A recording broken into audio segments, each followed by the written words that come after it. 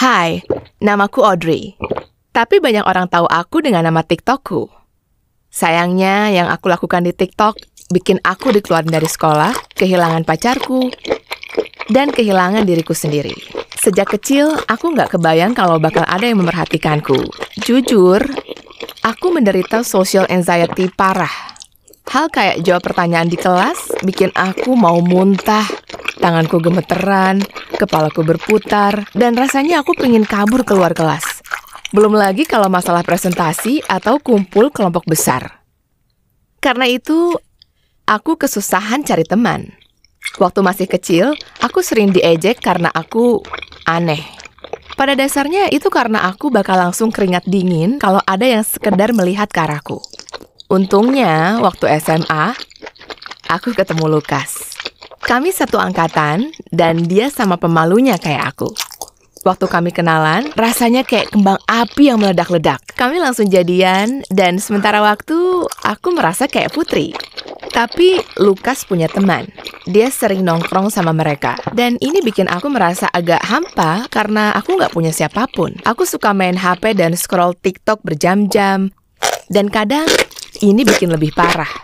Aku benci lihat gerombolan cewek main bareng, ketawa, dan main sandiwara bareng. Suatu malam aku merasa sedih banget, jadi aku memutuskan bikin TikTok sendiri. TikTok ini tentang social anxiety-ku dan aku yang nggak punya teman. Aku pikir itu lumayan lucu, jadi aku upload dan aku tidur. Waktu aku bangun paginya, hal pertama yang aku lihat adalah banyaknya follow request di Instagram. Aku panik sesaat, kirain ada yang bikin meme jahat tentang aku atau gimana. Tapi aku nggak lihat apapun yang lain. Waktu aku buka TikTok, rahangku jatuh ke lantai. Aku dapat 1.000.000 like dalam beberapa jam, dan views dengan jumlah 4 kali lipat dari itu. Ada ribuan komen dari orang-orang, bahkan dari TikTokers terkenal, bilang kalau aku lucu banget dan mereka mau jadi temanku. Aku loncat-loncat. Aku bener-bener nggak percaya ada orang sebanyak itu yang ngerasa kayak aku. Pagi itu aku bikin TikTok yang mirip, dan ini mulai ramai kayak sebelumnya. Waktu aku cerita ke Lukas, dia ketawa dan mikir kalau itu hebat. Tapi dia nggak seterkesan orang-orang lain. Tiba-tiba cewek populer di sekolah mau aku duduk sama mereka. Beberapa dari mereka mohon supaya bisa masuk di TikTok aku, dan beberapa mau aku masuk TikTok mereka. Untuk pertama kali, aku disukai. Dan jujur, aku nggak menderita karena social anxiety-ku. Aku jadi percaya diri gara-gara videoku, dan aku merasa kayak orang yang berbeda. Aku bikin video terus-terusan, dan dalam seminggu, aku dapat checklist biru yang cantik itu. Pengikutku juga meningkat secara konsisten. Setiap aku dan Lukas main, aku pakai make up supaya aku bisa bikin video. Setiap video komediku nggak berhasil, aku bikin aja video joget di antaranya. Dan kalau aku pakai baju yang terbuka, orang-orang bakal lebih suka videoku. Aku tahu ini nggak benar, tapi begitulah cara bekerjanya. Lukas jadi mulai khawatir.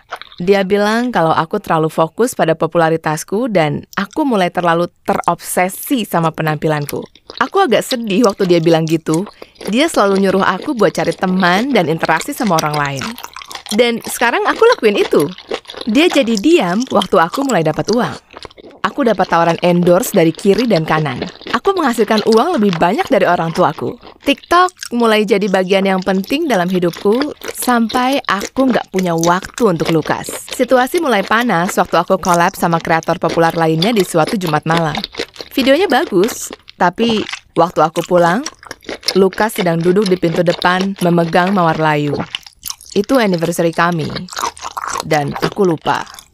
Lukas terlihat patah hati, dan aku merasa bersalah sampai dia buka mulutnya. Ini bukan kamu. Aku udah nggak tahu kamu siapa. Aku kangen pacarku yang nggak cuma peduli sama popularitas. Aku nggak percaya dia bilang gitu. Untuk pertama kali, aku merasa orang menyukaiku, dan dia malah menjatuhkanku. Aku kecewa sama dia, dan aku masuk. Aku marah dan kesepian banget malam itu sampai aku mulai streaming ke pengikutku. Aku ngoceh tentang gimana beberapa orang nggak bisa nerima kamu berkembang melebihi mereka. Itu jelas tentang Lukas. Dan kalau dipikir lagi, aku merasa sampah karena ngelakuin itu.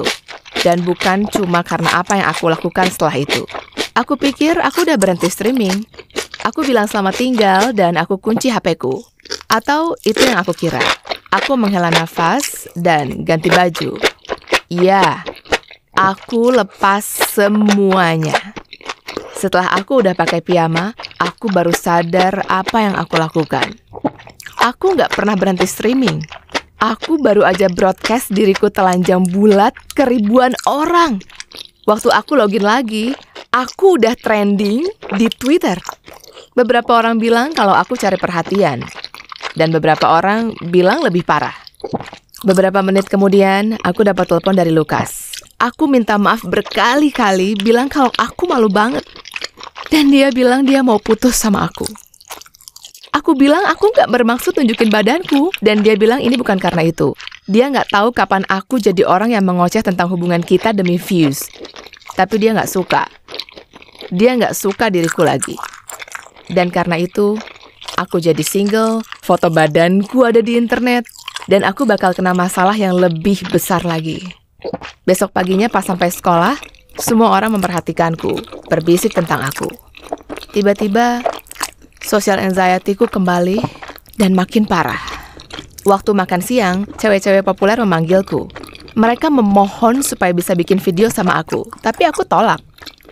Salah satu cewek, Maria, memutar matanya dan bilang kalau aku mau selamatin karirku, harusnya aku lakuin itu. Aku hela nafas dan aku bikin video pendek dengannya, cuma lip sync sebuah lagu. Rasanya palsu dan menjijikkan. Dan tanganku keringetan. Lagi. Waktu aku pulang dan lihat TikToknya, hatiku pecah. Di captionnya tertulis, lihat siapa yang pakai baju hari ini.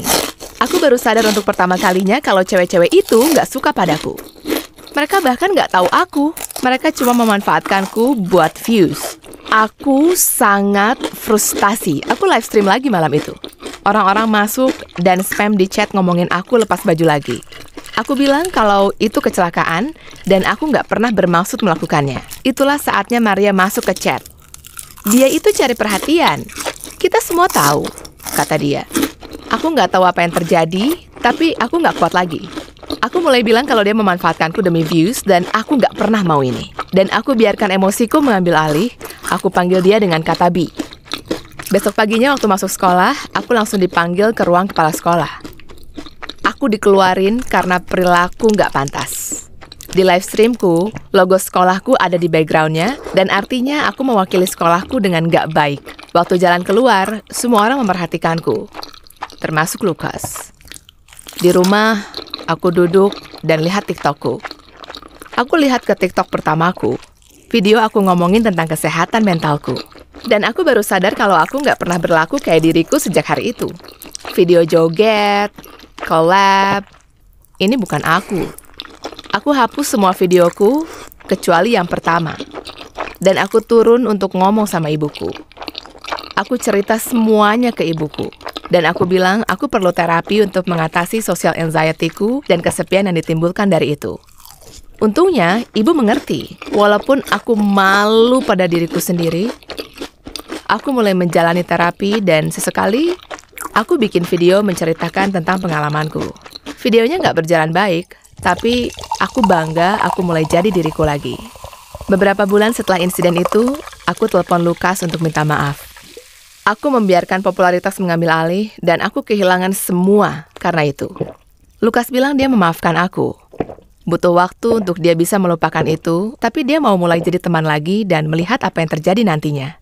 Gak ada ketenaran yang sebanding dengan kehilangan jati diri kamu. Dan aku bersyukur aku belajar itu sebelum ini berjalan terlalu jauh.